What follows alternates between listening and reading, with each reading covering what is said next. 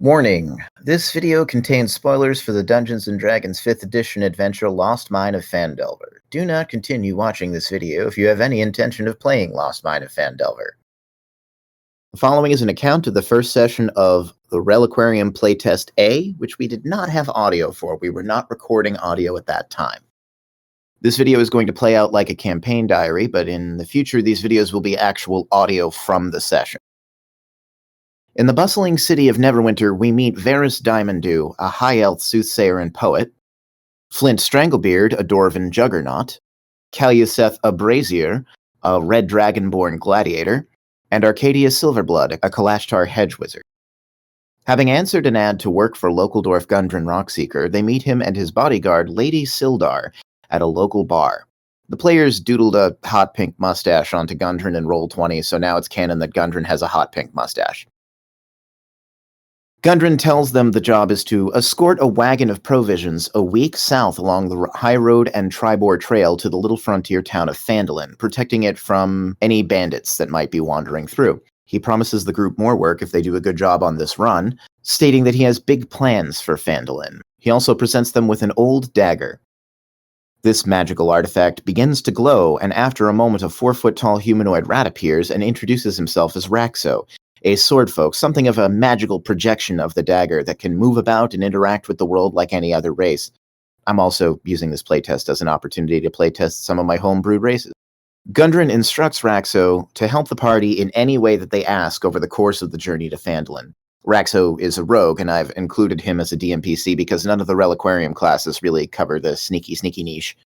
The party agrees to the terms of the job and retires until the next morning. Gundren and Sildar have already gone off in their wagon, bound for Phandalin, so the party takes off in their wagon, which is laden down with goods such as food and mining supplies.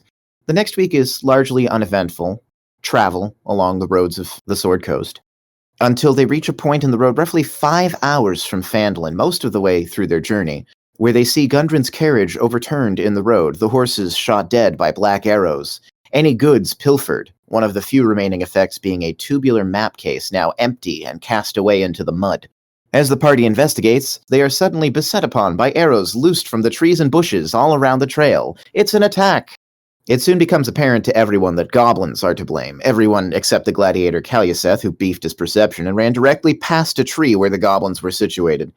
He literally didn't get to do anything that entire first combat, because he couldn't see the goblins. Flint grappled a goblin and just kinda held it there, gently squeezing it. Arcadia's use of the Word of Radiance cantrip and Varys' entanglement and subsequent produce flame on those it entangled made short work of the goblins, though one managed to escape into the woods. It's pretty much here that we ended the first session. I tend to run short sessions, but the second session, although we do have audio for it, may require a little explanation. My friend Rust, Flint Stranglebeard's player, we did not get audio from him. It was our first attempt at audio, and mistakes were made. And he did some very interesting things that session, so I'll include that video as the next video, but it might get a little nonsensical without Rust's audio. I promise it'll get better after that. And I know that for sure, because at the time of this video, I've got the sessions edited up to the 6th session, I want to say. It gets better, I promise. Also worth mentioning is that, with one thing and another, Ashley, who played Arcadia, had to drop the game and so wasn't present for future sessions, which is kind of sad. Arcadia, we hardly knew ye. But she's still in there, in the mix somewhere, just in case she wants to come back. That's pretty much it for this. Await the next video, in which you can actually get to hear the players play. Playtest B's group will also be posted soon, and we actually did get audio for that from the session 0 in which they built their characters onward. So go ahead and subscribe if you want to hear how this wacky experiment pans out, and as always, the Reliquarium classes are available on the DM's Guild. I will put a link in the description of this video. That's all for now. Bye.